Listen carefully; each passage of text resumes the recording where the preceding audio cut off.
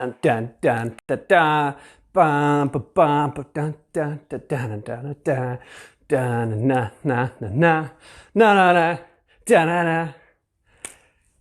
Well, hey everybody. Hope you're doing well. It's lunchtime, and that means we're back for Mindset Mastery number 4. Again, for those of you who are new or turning in for the first time ever, the purpose of this series is to give you a really clear mind and a really strong mind. And my hope is actually these videos will help people no matter what time of life it is, but especially during the COVID-19 coronavirus pandemic that's going on. So today, I want to ask you a question, and it's simply this: what's your superpower? What's your superpower?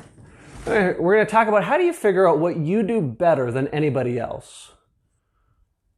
What's your superpower? So we're going to talk about that. I want to give you a quick update. Yesterday we talked about the big 3, categorizing your day, winning your day, liking your day, doing your day. And you need to know, even for me yesterday, I didn't get my list done. I only got, 2 of my work things done. I actually got interrupted by a couple of phone calls and emergencies that sort of hit our church. I run a church. It's a nonprofit. And so I had to deal with some stuff, and it totally blew apart my day. That's okay. Today I got back to my big 3. What are the 3 most important things for me to get done today? So it worked. The other thing too is I've lost a couple of pounds already. I told you I was getting Corona heavy. I'm getting Corona light. Anyways, hope you're achieving what you were hoping of.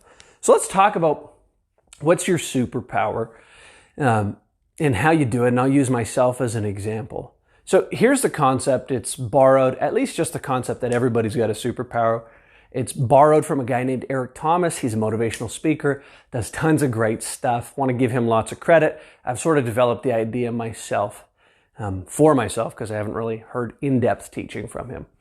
But here's the basic idea. Not every hero wears a cape. Not every hero wears a cape. And so today, the question is, how can you make a difference? So question number 1 is, the big question is, how can you make a difference?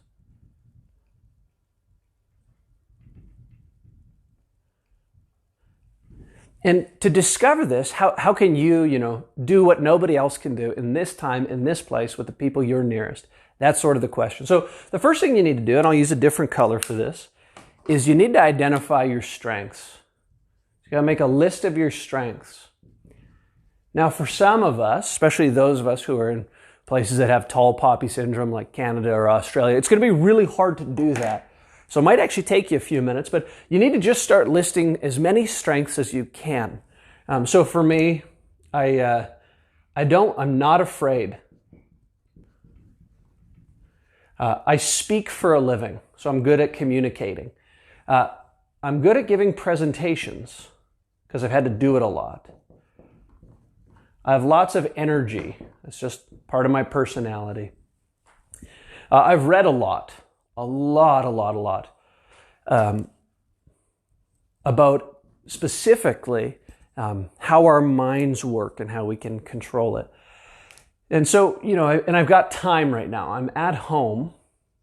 And so what I do is I start to go, you list all your strengths, all your capabilities, and you begin to see some combinations that you could put together like a recipe.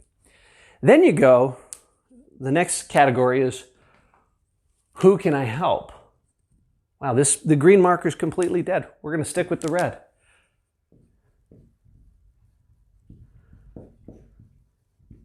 So for me, and you can work sort of from the inside out. So for me, I know I can help myself. I can help my wife. I can help my boys. Now, because I lead a non-for-profit, I can help my staff. And because of what I do, I actually have a pretty decent platform to speak to people. So, and also social media gives you that. So I can help my immediate circle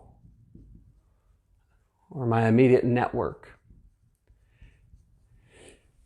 And so what I do is I stack all of these capabilities together, put them together like a recipe. And I thought to myself, What can I do in this moment that almost nobody else can do? And I'm sort of experimenting with it right now. What I can do is I can try to help people like you get a really clear mind and a really strong mind. And as you start to do this, you figure out what your superpower is. So my superpower, effectively, I've boiled it down to a sentence, is this. I can lead when it's scary.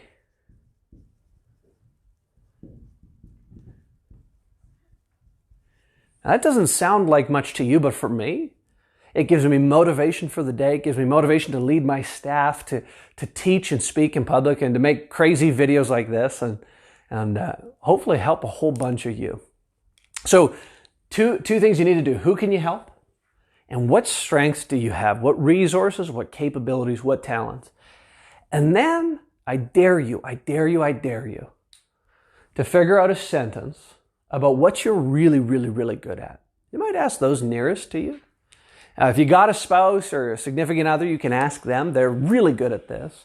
If you work on a staff team, this is an unbelievably helpful exercise to determine what each person on your team does better than anybody else on your team. What's their superpower? Because when you're using your gift, when you're using it lots and often, the whole world gets better. And also, you find you have enormous reservoirs of energy. So again, a lot of us are feeling pretty exhausted, pretty beat up, especially in the midst of being under quarantine. And because of that, we're not doing what we're meant to do. So we feel low in energy. So even in this season, you go, who could I help? What do I have? And how do I put it to work? So that's sort of it for Mindset Mastery today. Hope your mind gets clearer. Hope your mind gets stronger. One other update too. I got a mic stand, or actually I have a microphone rather, and I have a camera stand now. So again, I talked to you about getting better every day. Now that's part of my goal with these, is I want to get better every day. So hopefully with some of your systems rather than goals, you're getting better every day too. One quick shout out to those of you who are in Calgary. We have not yet seen restaurants close due to the coronavirus, which means a lot of people are still eating out. And I want to just give a tip to those who listen in.